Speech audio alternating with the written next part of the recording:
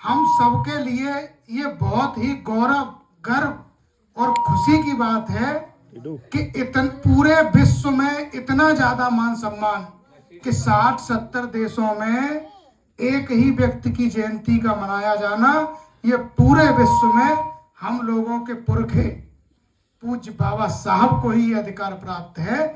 और किसी भी महापुरुष का, चाहे कितना ही पूरे किसी भी बड़े और विकसित देश का कोई भी महापुरुष हो, कोई भी नेता हो, अपने समय में वो कितना भी विख्यात रहा हो, कितना भी मशहूर रहा हो, जैसे कि अभी हमारे देश में मोदी जी हैं, इतना अपने जीवन काल में इतना ही प्रसिद्ध कोई भी नेता क्यों न रहा हो, लेकिन पूरे देश में इतना मान सम्मान और इतनी श्रद्धा सिर्फ हम लोगों के परम पूज्य बाबा साहब को ही प्राप्त है। और ये यूं ही नहीं है, क्योंकि वो ज्ञान, पद, प्रतिष्ठा, सम्मान, इन सब चीजों की जितनी ऊंचाई पर पहुंचे,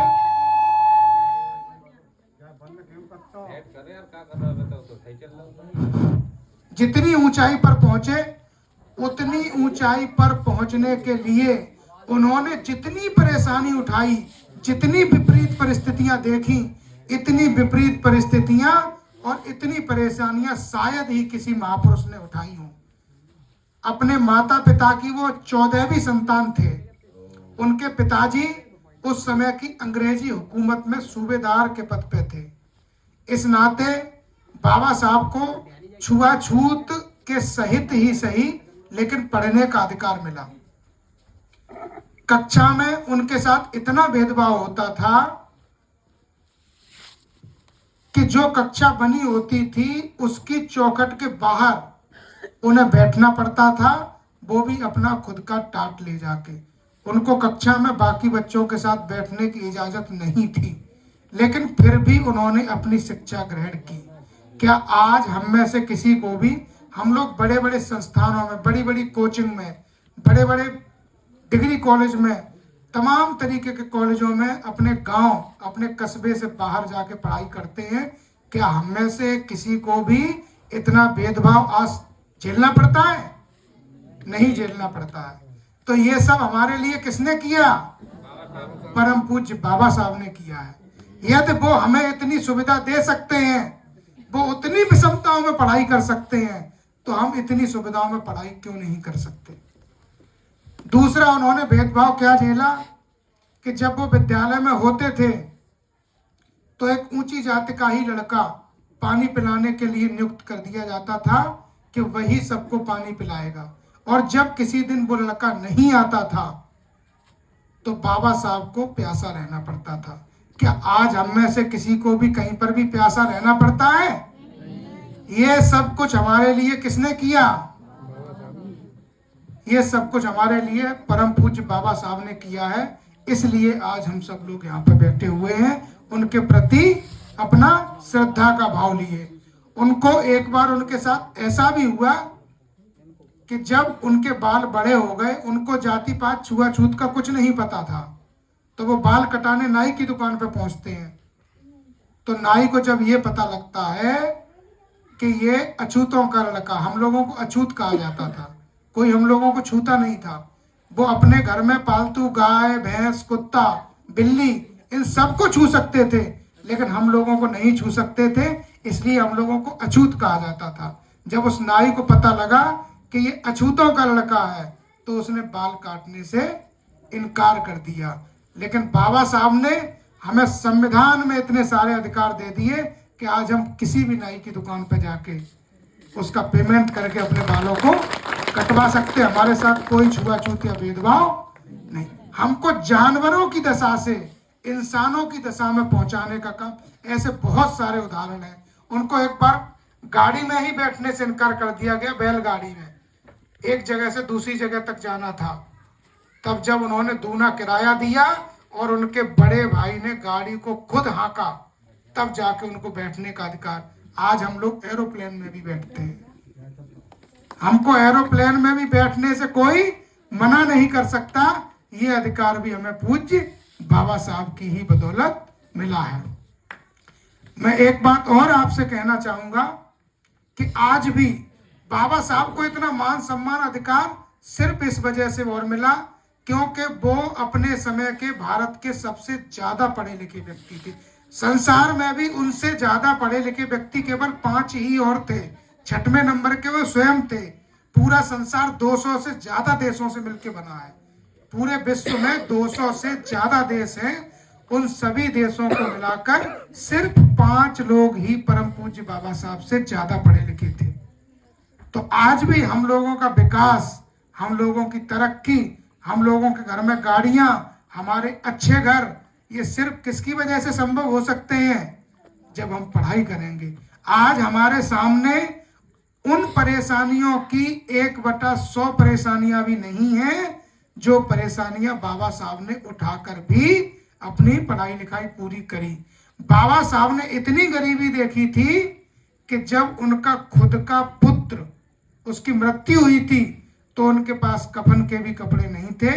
उनकी खुद की पत्नी, हम सबकी माता रमाबाई ने अपनी साड़ी के टुकड़े से अपने मरे हुए बच्चे को ढका था। ये गरीबी देखी थी बाबा साहब ने।